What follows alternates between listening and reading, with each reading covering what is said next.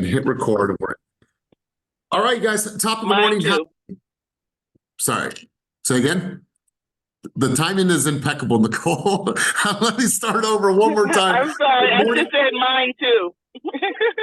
Nicole, My grandfather was Charles too. Nicole, you keep on interrupting my intro. Are you done, or can I go? All right, cool. Good morning, everybody. How the heck you doing? Happy Wednesday, March 27th. I'm a man of routine. Once that train gets moving down the tracks, you know how I roll. But anyways, good morning to everybody. Happy to be back from Nashville. I want to unpack some of the conversations that we had in that room, and I want to talk to you guys about the power of that room, and I want to encourage everybody to get to at least 3 events this year if it's within budget and you're able to do so. So I'm going to go over to my man, Vernon. Vernon, you know how this goes. You know the routine. You know the flow. I'm going to have you bring this beautiful group of people out on the field today on this beautiful Wednesday morning. So my man, Vernon, let's hear from you. Bring the troops out into the field. Hey, top of the morning, team. It's a pleasure to see everybody's beautiful and handsome face on the screen. It is midweek. So I challenge you, like I've challenged myself this morning, what is your next step to elevate your game? And what does that look like? There's a lot of changes that are happening in our industry. There's a lot of fear that's being spread all throughout. What are we going to do as individuals to separate ourselves? The first step is being on this call this morning. So I'm grateful to see your faces. I hope that you're invigorated. You've got your pen, your pad. Feels good to be back into the flow. I want to encourage you to separate yourself. And whatever that calls for, executed at 120%. So if you're on this call this morning, you've already began to separate yourself from the masses. And I encourage you to continue to push forward. Let's go. God, I love it, my man. I love it. Obviously, this is never pre-planned. So I appreciate the sentiment, Vernon. So let's talk a little bit about Nashville. I just had the opportunity to go to Nashville, and what is the General's Retreat through Fast Forward Movement? If you're a part of Fast Forward Movement, which is our EXP, let's call that advisory board, right? These are all the collective minds coming together, sharing their blueprints and opening up their playbooks. Now, mind you guys, these are the top people in all of the XP. When you look at the top 13 teams in all the XP, we hold 8 of the top spots of people that are actually in Fast Forward Movement. So there's tons of great information that is shared in those groups. But the sentiment around everyone that was in that room was not why is this happening to us? It was how do we improve and get better for the road ahead? And that was it. Like I said last week, you have a choice. You're choosing horrible or you see an opportunity. This is a huge opportunity for us to refine, get better, and really look at what we offer to a buyer consumer. And so I wanted to ask you guys, first and foremost, how you guys feeling about everything? And then what have you put into motion? Meaning, since the NAR settlement has came into the conversation, what have you put into motion? Are you already starting to work on your value stack for your buyers? Did you put something into your buyer's consultation? Are you doing what Dan Sundberg has done? He's created a spreadsheet of all the consumers that he's helped over the past couple of years and showed what they got in the contract in, what the list price was, how much he saved them, concessions, how many offers he beat out, and then what's really changed in your game. So I'd love to hear from you guys if you have something that you've already started to put in motion since the conversation started. Does anybody want to share? Does anybody have anything? If not, then we'll cruise on. But I want to give you guys an opportunity to share because we can all lean from each other. And you guys, I want to share this with you.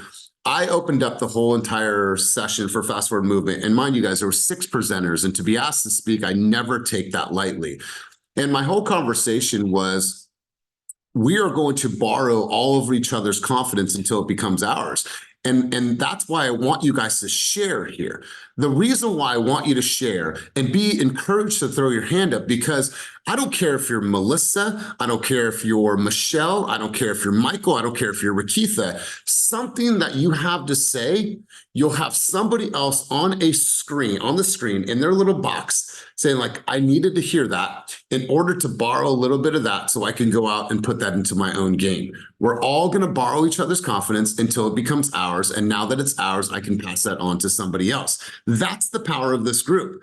That's how I open up my session, and I believe that through and through. So Jessica, let's hear from you. What have you put in motion? What's changed? And then if you want to share any of your worries, cares, and concerns, feel free to. But you guys get involved in this conversation and let's go. Let's hear from you, Jessica. Well, I've been practicing my buyer's consultation daily and role playing with Blessing. I'm trying to get my buyer's consultation to sound more like a conversation and not so robotic, because I feel like that's how it currently sounds. And it's been a struggle, like switching from what it already sounds like to just having it sound more like a conversation. And just getting uncomfortable, because it feels really uncomfortable role playing, and just being open to receiving that feedback.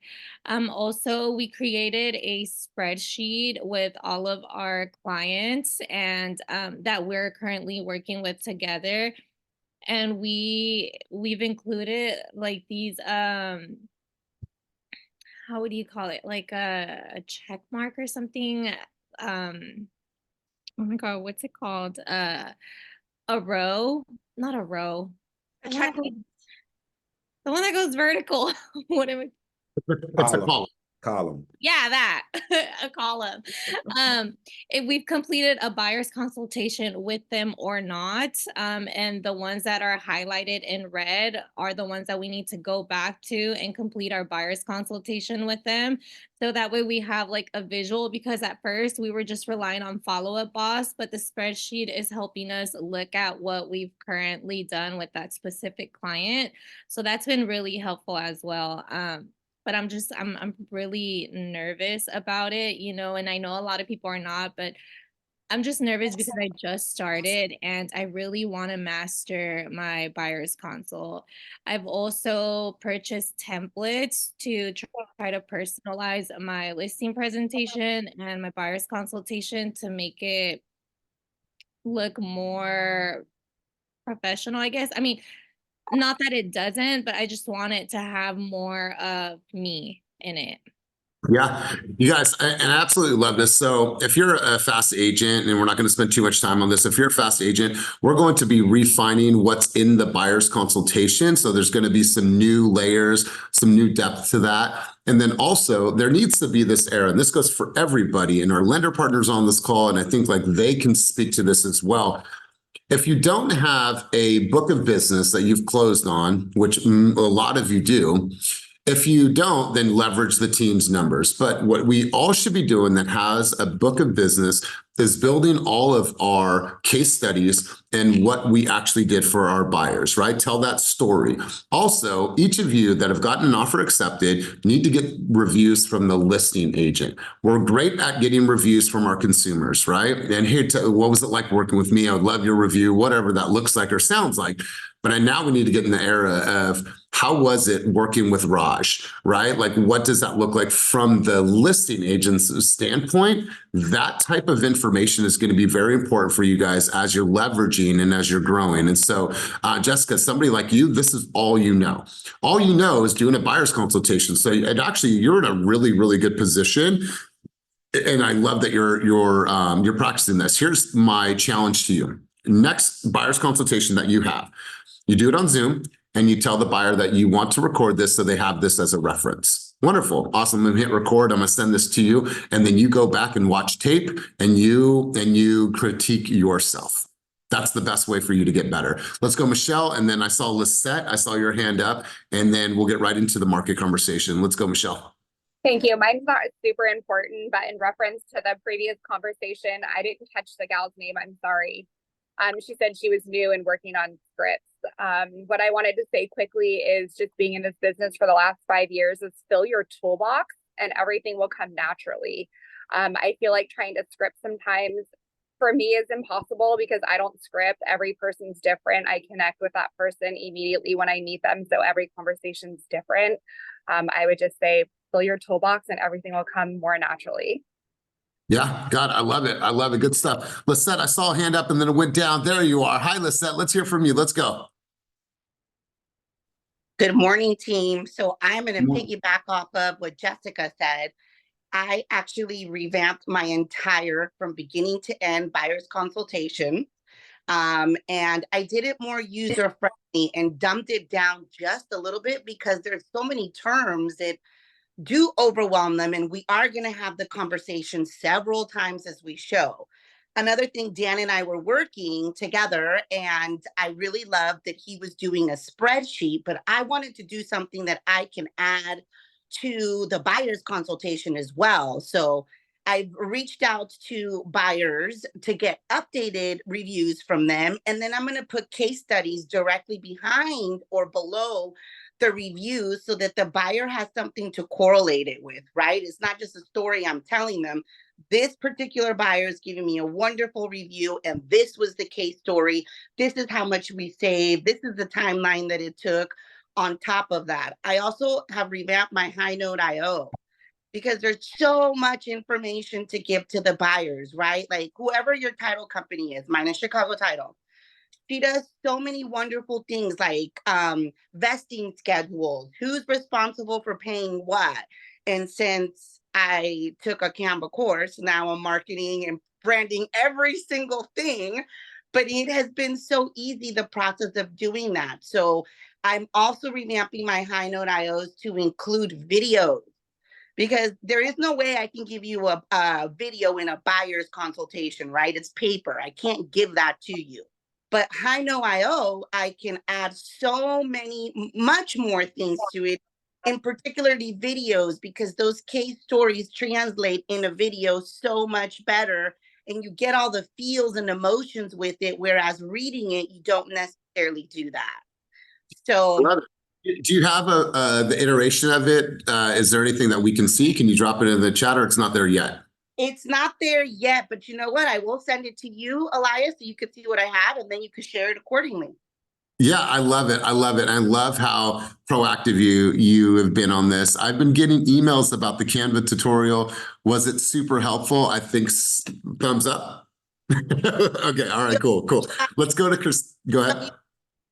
Can't just take a tutorial. Once you take a tutorial, it is no longer scary, and the things that you can do on Canva are like amazing. They're mind-blowing. That's right. I love it. Good stuff, Lisette. I love this conversation about action and what you guys are doing in spite. Let's go, Christina.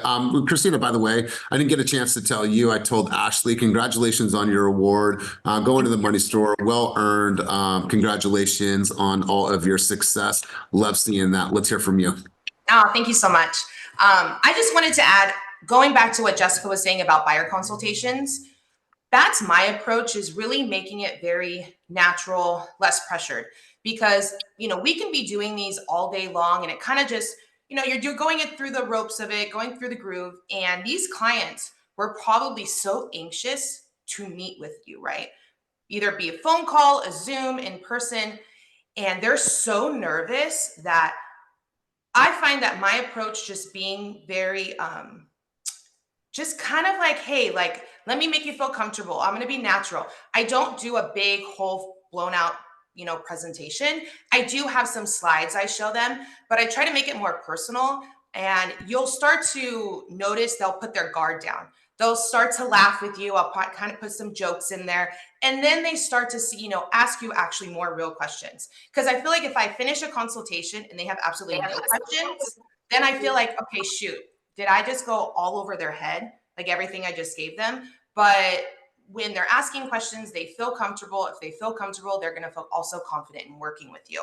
So I feel that makes a really big difference. Of try taking that, less robotic approach and less going through slide by slide by slide, but having more just a natural conversation. And I think that's how I feel I'm able to connect with buyers, to get them to feel like, all right, I trust her. She doesn't seem intimidating. She's not using these words that I'm like, what the heck is PMI? Things like that. Explaining it, I feel like, makes a really big difference. Yeah, I love it. Really good stuff. Great contribution. Let's hear from you, Hugo. Let's hear what's up, bud. So back to the question, what have you put in motion? What's changed? How you feeling about things? Let's hear from you, Hugo. Yeah, so in terms of action, what I did is I just reached out to my lender partners. They've sat through multiple consultations. So kind of see, pick their brain on what works, what doesn't work, what they see that is successful. And so far, the main takeaway that I've gotten is like, hey, include stories throughout the consultation when explaining things, and also going ahead and just adding like a slide deck of like pictures of stories of escrows that we've closed. And then also main takeaway that I got was, picking people's brains on their escrows. So during the Tuesday meetings that, when we're going over escrows that the team has gotten into escrow, just kind of, maybe offline, pick somebody's brain on an escrow that, brings interest towards us, so we can have that story, in our memory box. Whenever we're doing that consultation, we can bring it up and just tell stories so people relate to them. Good stuff. Good stuff. So, Sylvia, I'll come back to you in a couple minutes. So here's the thoughts, you guys. I want to give you some context here, and I want a couple people to take a stab at this, because I think it's going to really help you articulate if somebody asks you, or to make I guess, an example, right? So is it safe to say that self-representation has always been an option, right? So safe to say, right? If I am a seller, that is called what? If I want to have self-representation, it's called what? For sale by owner. 100%. And yep. And if I'm a buyer, there's no real term for that. It's just I'm representing myself. Now, I'm going to actually call on 3 people. All right. So don't worry about throwing your hand up. I'm just going to throw you on the spot. Tell me, what is the difference of me having self-representation as a seller versus me having self-representation as a buyer? What is the advantages and disadvantages and potential risk in both scenarios?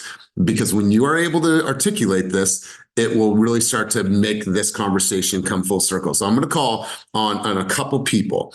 I'm going to call on Mama San. I'm going to call on Darnell. And then I'm going to I'm going to go on screen 2. Let's see. Actually, I'm going to go to Michelle. I think that we'll start there.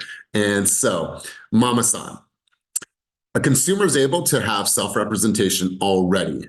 What is the advantages and disadvantages for both sides of it, and what are the potential risks for both sides of it? So, Mama San, let's hear from you. So you said advantages and disadvantages of having representation of the buyer? No representation for and for a buyer. Okay, if you don't have any representation as a seller, I mean, how are you going to market yourself to the masses and to eyes? Okay. So the disadvantage, so just so I can hear this correctly, the disadvantage is lack of marketing. Okay, I understand that, but I'm fine. I got a big circle of people, but go on. But one thing that a seller's agent does do is bring their market to the seller. Meaning the representation, our social media that we use to market the sellers or the listing. Sorry. So that's what's the risk? The risk, not getting any buyers. One. Why can I think? Risk. Doing it right. I mean, there's steps to these things, and so. But if it's wrong, what is the risk, right? If they don't market it, if it doesn't sell, what's the risk to them? Sorry, I'm putting a lot of time on kids. It's okay, and this is why I'm doing this. I knew this question would have this type of response. Here's the risk to them. Okay, thank you. There's no risk. Why? Because if they're selling their property by themselves and they don't have representation, they have less marketing, less exposure, maybe potentially days on the market. But if it doesn't sell, do they still have their asset? Yes. So what's the disadvantages of self-representation as a buyer? Well, coming up soon too, you're going to need an agent to write, your offer for sure, because well, wait, hold on. Also, but can't they hold on, stay with me. Can't they write an offer on their own in the new world as well? They don't need us to go and write an offer on a property. But they don't know, being able to know what's in the contract, right? Because they're going to that. And okay, here we go. Then also there's the possibility of getting, sued if it's not done correctly, and they don't have, yeah. No, don't. Yeah. Like finish that thought. I want to hear this, like clearly articulate this, because you're onto something special here. Let's go. Okay. So not having representation as a buyer, yeah, there's a possibility that you could be not doing the contract correctly and get sued for it. Okay. So get sued. So what is the risk? Walk me through. I'm a buyer. I don't know. Like, what is the risk? What's at stake here? Oh, your EMD. All right. Also, EMD. So that means I could potentially lose out on how much money? 3%. At least. 3%. Let's say 1 to 3%. Okay. So I could potentially lose that. And is it potential that I lose out on the home that I truly, truly wanted to purchase and I have no opportunity to purchase that house, plus I'm out in EMD? Okay, yes, that's true. Yes. So let me go with that. Buyers don't have I was like, what am I going with this? As having an agent, you have representation and a relationship with the buyer's agent and the listing agent. So a buyer might not have a relationship with or be able to talk with a listing agent to get their offer. All right, so listen, I know how nerve-wracking this environment is, but this is the type of conversations that each of you are going to have. And if you guys can make a correlation between FSBO and representation on a buyer as they're on their own, and the advantages, disadvantages, and risk and no risk, I think that we're all going to be able to articulate this once July comes if we practice here. Mama-san, if I don't know all the material facts, I get into a property that has foundation issues. I didn't know how to look at the reports. I didn't know how to look at the SPQ TDS. Does that now potentially impact the quality of my life? Absolutely. Now you have things possible getting things that might down the line that you might have to fix and repair that you didn't know about before. Sorry, I'm not good on being on this spot. It's all right. It's all right. But that's why I'm doing this, because our consumers are going to put us on the spot. And no matter what, she would have an answer. She's a skilled agent. She's been at this a long time. But that's why we coach, right? Coaching is not supposed to meant to be easy all the time. I'm going to push you guys. That's why you come here. So thanks for being here and settling up. So Darnell, same question to you. And I have always been able to represent myself as a seller as well as a buyer. So what's the advantages, disadvantages if I'm a for sale by owner, and potential risk? And I want you to do the same example with a buyer. Let's go, Darnell. So advantages for FSBO for you, I would say, of course, you're skipping out on that commission that you would have to pay an agent. However, the disadvantage could be you not reading or finding some kind of glitch in the paperwork, some seen between the lines that could ultimately forfeit that extra money that you were aiming to get without paying that commission. So it is risk versus reward that you would have to weigh there, but there's definitely more advantages to having a seasoned agent who studies this information and studies these contracts day to day. So that would be, I guess, the advantage and disadvantage for FSBO, for a seller. And as for what's the risk, just so I'm clear, what's the risk? The risk would be you thinking you can get this amount for your home when in actuality, you'd be getting much less dependent on whatever disclosures you miss or whatever paperwork that you didn't file appropriately. Yeah. And so, but at the end of the day, do I still have my asset? Yes, you would still have your asset and it would not be sold. Talk to me about buyers going in at this unrepresented. So as a buyer going in unrepresented, you could be running into a bunch of issues with the competition. Not only that, there are agents who have a bunch of off-market properties that you could have access to that you may not have if you were just going on Zillow yourself. And if, say, you are a buyer and you don't know how to read these contracts and contingencies, and you therefore waive your contingencies based on the competition, you could be running right into forfeiting your EMD. Yeah, which is what?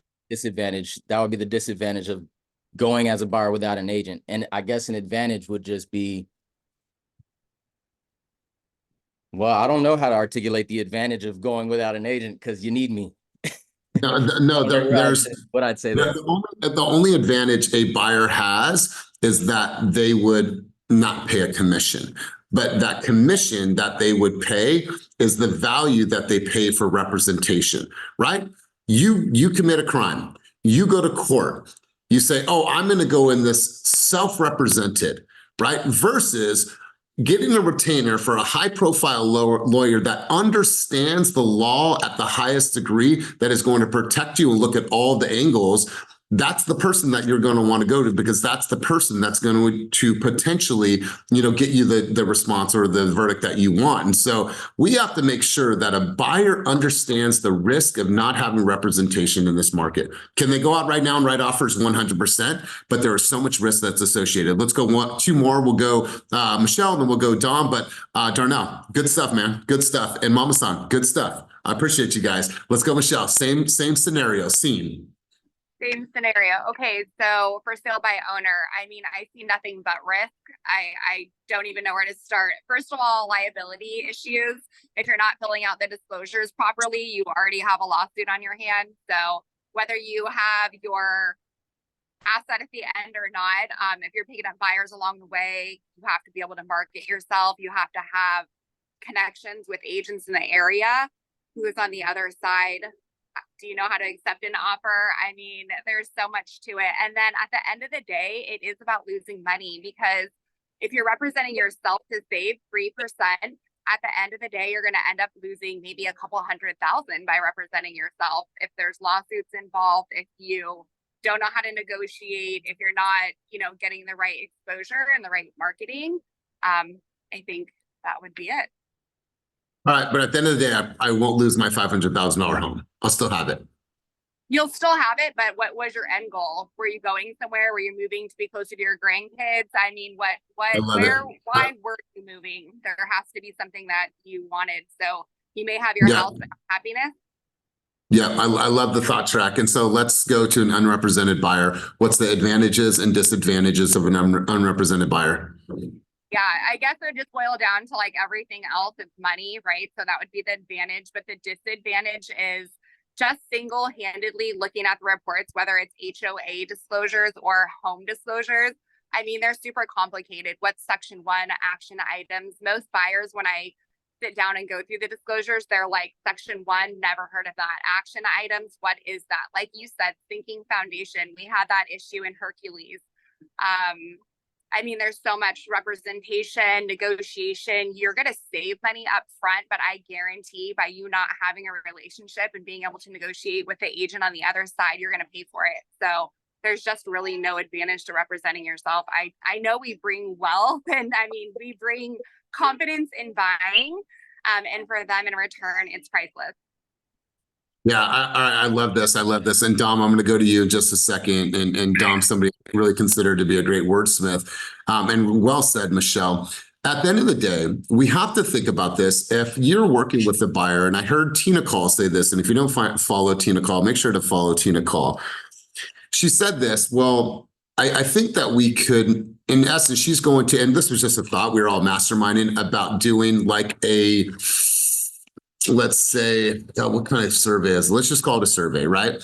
And when you're working with a buyer, say they're a savvy investor and say they've purchased 10 homes in the last couple of years and they know this, like maybe that's a buyer that maybe doesn't have to pay you a full commission because they're savvy at this. But asking them a series of questions to kind of test where they are and what their knowledge is, and then ask them, when was the last time you purchased a home in the Bay Area? Oh, it was like 10 years ago. Okay, cool. So if you were to look at a report right now, like on a general home inspection, what would you be looking for? If you were to look at a pest report, what is the number one thing that you would look for, right? Do you understand all of the terms and conditions of a residential purchase agreement right now? So you're really trying to test where they're at cognitively and what they understand about the buyers, about the buying process. And most of the time, our buyers are not educated unless they are a savvy investor. And so it's kind of walking them through a series of questions if that ever does come up. And this is all preliminary, right? It was like, oh, let's do a survey for the buyers. Well, wonderful. Didn't want to pay a commission? Okay, cool. Let me take you through a series of questions to see how much you actually know about the buying process. And most of the time, what you'll find is that there's a lot of unknowns. So really good stuff, Michelle. Let's go, Dom. Dom, good to see you, bro. What's your thoughts, contributions? Let's hear from you. Yeah.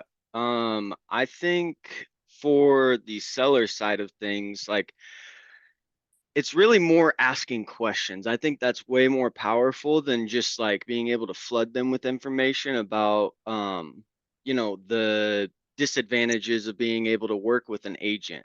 So like a great question that I love to ask to for sale by owners is, Mr. Seller, I understand that, you're going about this all alone. So it kind of just sounds like you're looking to just net as much as possible, right? Correct. Yeah, and I mean, to go and get the most amount of money out of something, wouldn't you agree you'd want to go and get it in front of as many people as possible? Yes. Yeah, and so I mean, that's what I'm able to do is go and put this in front of as many people as possible to, end result, go and get you the most amount of money. If anybody's financially incentivized to go and get you the most amount of money, it's me, because my commission directly is reflected from the sale price of the home. So I'm obviously going to want to go and get the price as high as possible. And I mean, what's more important to you? What you net at the end of the sale, or what you paying commission? Beautiful. Well said. And I love, there's some fire emojis. I love that. All right. So what's the advantages and what is the potential risk of going at this alone as a buyer? I think the advantages is very similar to what a seller is too. You don't have to pay the commission. You're able to be in more control per se. You're able to go and not have to be on somebody else's timeline. The thing that I would say is, a disadvantage on that side of things is the legality, like very much what everybody else has said. And really going back to like the line that I used earlier, which was, I guess, Mr. Buyer, what's more important to you? What you pay in commission, or you actually going and getting a property? I mean, if we can accomplish the same goal in a shorter amount of time, I guess what's the downside to at least exploring what that option looks like and having it on the table? I mean, worst case scenario, at least you have a little bit more information than you started with, and after that you can make an informed decision. Don't you agree that that's important? Yeah, totally agree that that's important. So I love this conversation, and I love what you guys are doing right now. Here's the thing, that if we're going to dub ourselves as skilled negotiators, and we're having these conversations with our buyers, and we're having this conversation with the sellers, right? If they're willing to pay a commission that has nothing to do with concessions, say we haven't got a concession at all, but then the listing agent says that my seller is willing to offer a concession, and say that concession is a percentage close towards closing costs. Now, doesn't that offset the cost of what they're already going to pay us for a commission anyways? So now it becomes a negotiation tool for us to say, can I get a concession from them to help offset the out-of-pocket expenses? Because here's how it's written right now, which is dumb, and maybe this will change. And if NAR sees this, good. Because it's written right now, if I'm working with a buyer and the buyer agrees to pay me 1.5% for my compensation, unbeknownst to me, I don't know what the other side is going to potentially offer because we just started shopping. I haven't even seen a home with this consumer yet. You go and show a house in Berkeley, in Scottsdale, wherever you are, and the listing agent says, my seller is willing to offer 2.5%. So now you have an extra point on the table. Who does that extra point go to right now? Anyone take themselves off of mute? Don't leave me hanging. No one? Who said no one? Me. Say again? Ashley, what did you say? It goes to the buyer. So it goes to the buyer. So the list or the buyer's agent would hope to think that that commission would go to them, right, Ash? Right, but there's no guarantee it could go to the buyer's interest rate. It can. So my thought on this whole conversation is that when we're having these communications with our buyer's agent, our buyer, I think that we should go in high, meaning that we should start out at a very high number, meaning that for all of my buyers that work with me, I charge 2.5 or 3%. It needs to be really close to the potential commission that you may get on the other end, because I don't want there to be a deficiency and there be money left on the table. Here's what's going to happen. There's going to be some shady practitioners out there that are going to cancel the broker buyer agreement and re-sign it at the new rate, which is fucking shady, and it's going to happen. But my hope is that none of you are doing that. But my thought on this is that there's going to be some unknowns, but we have to make sure that you're clearly articulating the risk that is in place if they choose not to have representation, and that you are here as a lighthouse in risk aversion. That's our responsibility. That's our job. And if that's articulated well, then of course, they should not push back on paying you a compensation. It's when that value is not articulated because they don't understand actually what you do for them. That's when it's going to be a challenge. Now, Ashley, Christina, let me ask you guys this question because I'm curious. Say you get into contract with a buyer, they're willing to offer 1.5%, they get to the closing table, and for whatever reason, they're trying to give pushback on paying the 1.5. Can they still take possession of the property?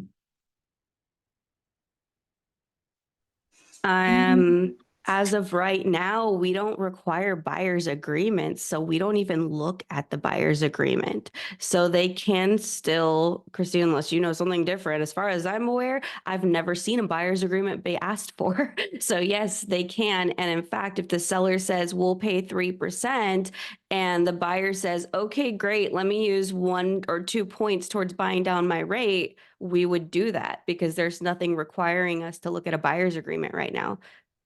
Unless, you know what, unless they hold it in escrow. Yeah, hold it in escrow for sure. And then I think that the verbiage on the BRBC will have to sound more like an acceleration clause, right? Buyer willing to pay me 1.5% commission up to X amount, depending on what seller concessions are, right? I think that if we and I think there's probably going to be a cap added to that as well, because I've been asked, can we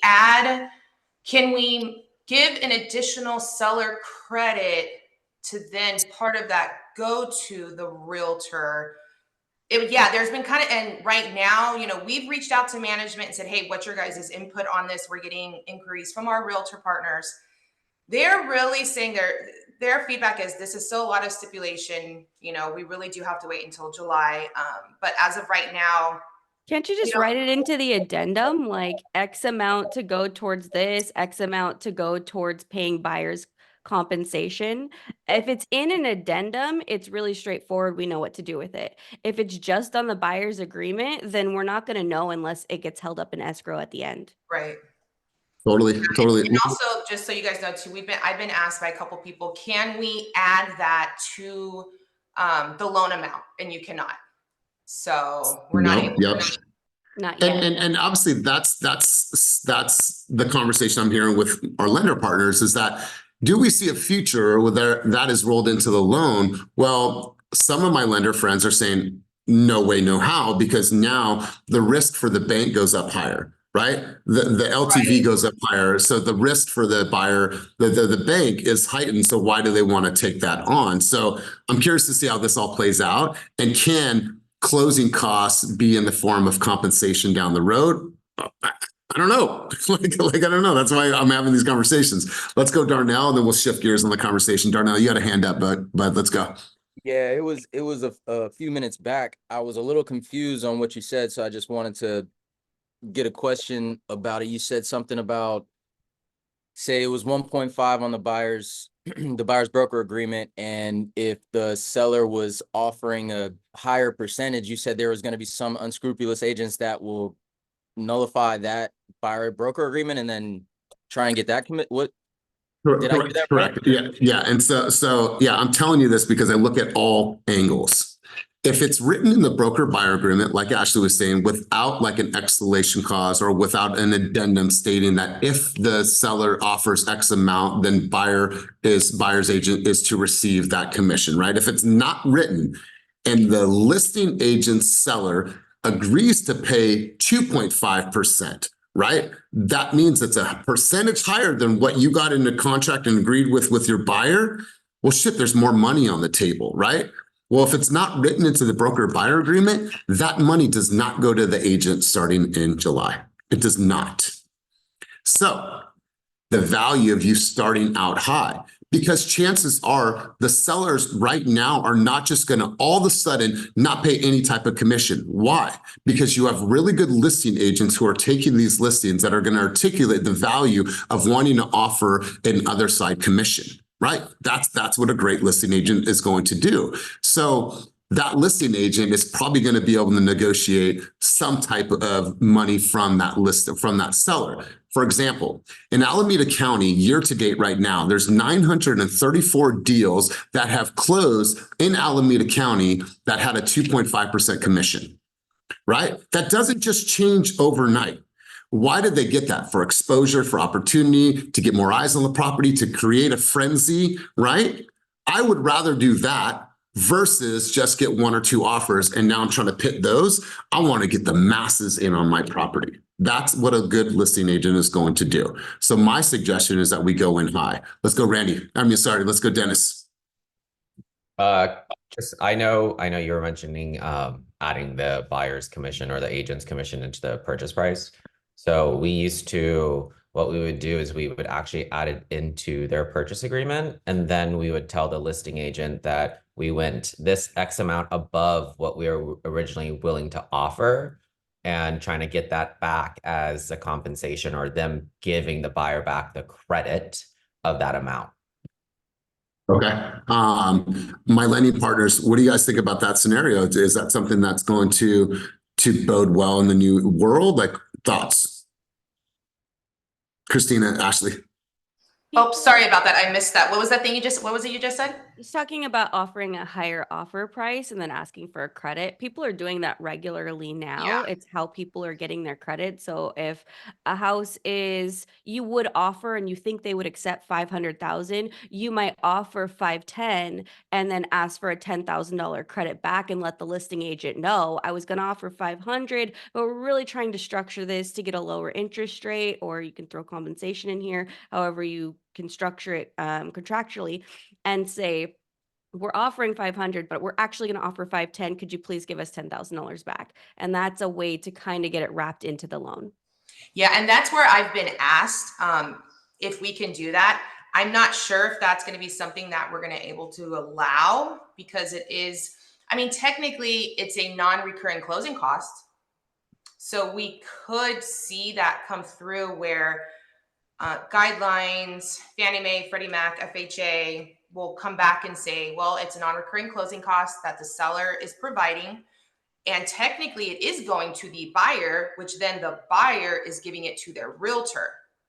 So there may be a fine line with it, but that's where I think we're going to potentially see. Yeah, as of right now, we can do it because, like you said, it's a non-recurring closing cost, and that's the rule, is that it has to be a non-recurring closing cost. So it's going to go to the buyer's closing costs. They could change those guidelines according to this, but as of right now, we can do that. Wow, good stuff. Good stuff.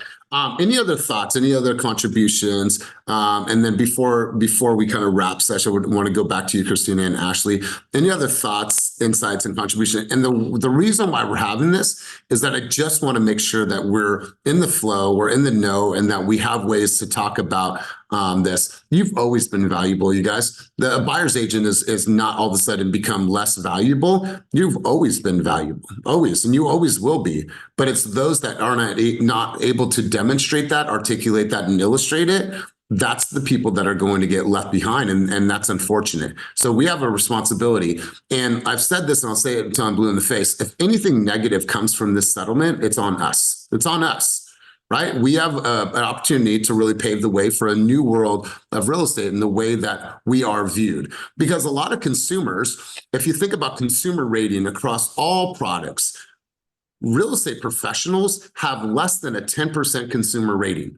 Why? Because there's not clarity on what we actually do. They think that we open a door, we write an offer, that shit's accepted, and we buy a Bentley.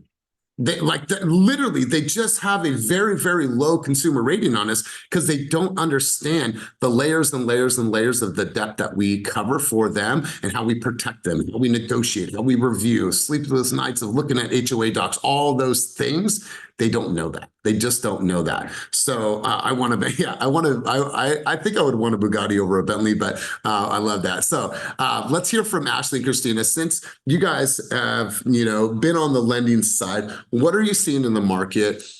Is there an uptick in buyer activity right now? Are you seeing, how are the offers that are getting accepted? What's in the negotiation? What's in the terms? Like, tell me a little bit about the market from what you guys are seeing right now. Let's go Ashley first, and we'll go Christina.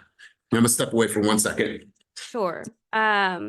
So my buyers are definitely upticking. I've had a huge influx of clients recently wanting to buy. I did want to say I am concerned for our buyers, and the reason why I'm so concerned is because holistically looking at the market, we are going into what we think will be lower interest rates, right? And we don't have a lot of inventory. So we don't have a ton of houses, and that means we're going to have a lot of competition for these buyers. Who's probably going to get their offer accepted when you have 20 offers on a house? Someone that doesn't need to negotiate a buyer's compensation, which so if they are representing themselves, they're most likely going to get their offer accepted and then get taken advantage of, because the seller, the listing agent, has a fiduciary responsibility to the seller, not to that buyer. And so I'm just really scared that if we're not proactively having these conversations, that and warning these buyers, that they could really be getting in over their heads. As far as what's getting accepted, 14-day closes and 14-day closes, short escrows, knowing people, having a good reputation, making sure you're calling the listing agent, making sure you're building that rapport, and files that are pre-underwritten. I missed that, but I saw someone taking a picture, so it was probably really good. So let's go, Christina. Hey guys, so I would say, backing off of what Ashley said, exactly what she said, in addition to that, we are still seeing seller credits. I just locked someone yesterday in their particular situation at 5.625% because we are using a seller credit for the entire buy down. So I did a reel on this yesterday where we see seller credits coming through, and a lot of times clients will immediately put that towards your closing costs. And in this case, the client, we needed to buy down the interest rate to boost her buying power. And we used the entire seller credit to do that. So I got her a really good interest rate. So I'm still seeing seller credits, even on properties that may have multiple offers. But then in turn, I'm also having no loan contingency contracts. Last month, I had 3 purchase contracts that had no loan or appraisal contingency in them to be extremely competitive. So that would be one thing, really making sure, talking with your lender, are we fully underwritten? Are we clear to go on that? Because that is really setting offers apart from others. And, short contingencies, all that good stuff, but I'm still seeing that. So don't feel shy of asking for seller credits. Even if you think there's multiple offers, have the conversation, because at the end of the day, if the seller sees, we had one where it was 2 offers. Ours was asking for a seller credit, the other wasn't, but our terms were so good that the seller went with ours because we were going with a 14-day close of escrow, appraisal in 5 days. And they were like, that looks amazing. Like, yeah, the seller's not going to net as much, but your terms are so clean and your approval, I'm going with your offer. So really just have those conversations, have a good lender partner that really you can feel confident in. Man, I love this. I love this. So you guys, I obviously, we're going to, as much information I can gather about this topic, I will. I don't want to make every coaching session about this, but obviously it's fresh and it's new. So I want to make sure that we're ahead of this. But here's what I want you guys to start prepping and preparing for our Friday coaching session. Obviously, we're walking into Q2. It's an opportunity for you to really reflect back on Q1. How well did you do? What was missing? In the realm of possibility, could you have showed up more in your business? What would you have done differently? All those things, right?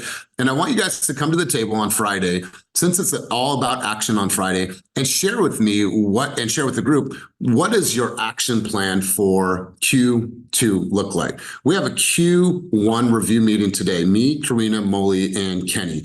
And what we're doing is we're looking back at the quarter to say what worked. Moving forward, what are we doing for training, for coaching, for opportunities, for masterminds, in person, all these things, content related, whatever. So I want you guys to do the same thing. evaluate your business, make a plan for Q2 and say, okay, this is what I'm going to stick to. I don't care whatever happened in Q1, whether you hit your numbers or did not, it's okay. We have a clean slate. Let's go into this with a new head of steam and like, let's focus on something different. So write your plan out if you don't already have it. You should already know, based on what you set for your year goals, what you need to be able to produce in this next 3 months. Now, check this out. It's going to be a very, very busy time for us. Last week, we had 20 new escrows as a company. The week before, we had 12. The week before that, we had 8. So despite everything that's going on in chatter and noise, you guys still had a record-breaking week. And so I want you guys to plan out your Q2, share with the group on Friday. I'll pull out a couple people. If you want to send me your plan ahead of time, feel free to. We're going to have a full conversation about Q2 plans. Sylvia, I didn't forget about you. Did you have a contribution before I go full circle on takeaways? Let's go, Sylvia. I just wanted to say, I know that you're focusing, a lot of people are focusing on buyers, but also try to get versed on sellers too. This week, I've had 3 conversations. 2 of them were from people who are on the fence about selling. And now with this new settlement, that gave them an extra layer. You don't want to turn down business because it's a person that wants to sell and you don't know anything about selling because you're just focusing on buyers. So try to get, versed on sellers too. That's all. 100%. Yep. Obviously, this impacts buyers the most, but we're definitely going to be having a workshop coming soon about how this impacts our sellers. We're starting with buyers. Next round of our masterminds is what's next for sellers. That's going to be the title of it. This one's what's next for buyers agents. What's next for sellers is the conversation that we're having next. So let's go around the room and hear from a couple people. Let's go to Eric. Eric, he is a guest today. Eric, my man, did you want to contribute what your takeaways were from today's session? All right, Eric, there he is. No, here I am. Yeah, I just want to say thank you for putting this on and inviting me yesterday. And it's great. I got to learn some new information and some different perspective. And I definitely feel all the energy in the group. And hopefully I look forward to meeting everybody soon. I love it. I love it. Thanks for being here. Appreciate your contribution. Let's go over to Erica. Erica, key takeaway from our time together today. Rapid fire. Let's go. Yes, key takeaway, don't represent yourself if you're going to be a buyer because you're going to run into a lot of problems. So get one of us.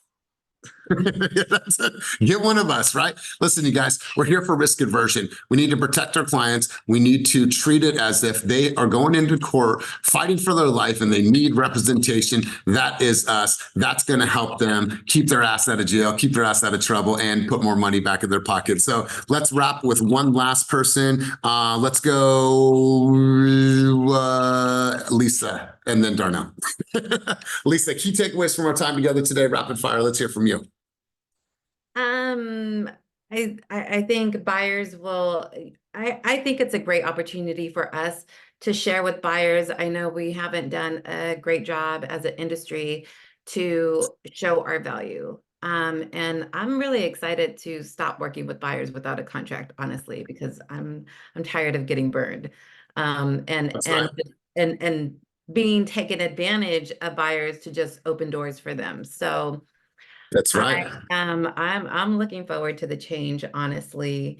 And there's so many things that we do throughout the transaction that they don't realize until they go through it. So us being able to share with them that we are from getting them pre-approved to closing, there are so many things that we prepare them for, negotiate for, problem solve, avert catastrophe. Like, oh my gosh, there are a ton of pitfalls that nobody sees until we get to that place, and then we're the ones helping them go through it. So I know a buyer that just went through a FSBO experience and they closed, but it took them 4 months. So when we talk about getting you the best price in the least amount of time, it really struck a chord with me. 4 months to get to the finish line. And we're here to make that transition so much smoother for these buyers. And sellers, I think, will really get to understand too that Lisa, I'm going to cut you off there. We have to wrap session. But thank you for the contribution. You guys, I want to keep everybody on time. I have a hard stop right now at 9:29. But you guys, thank you for your contributions. Get ready, get planned, get prepped and prepared for Q2. Because Q2, I promise you, can make your entire year. You'll have more appointments. You can have more closings. You can have more opportunities as you go into Q2 and Q3. Because Q4 tends to be a slower time of the year because of the holidays. So you need to look at this and say, okay, am I ready for the new quarter? Do I have behaviors, disciplines, and a plan that's going to make me successful in Q2? So you guys have a wonderful day. Darnell, early congratulations. Can't wait for baby girl to come into this world as a Canadian citizen, dual citizenship at birth. Thank you. So you guys have an amazing day. As always, keep it moving towards your dreams, goals, and vision, and have an amazing day. Peace.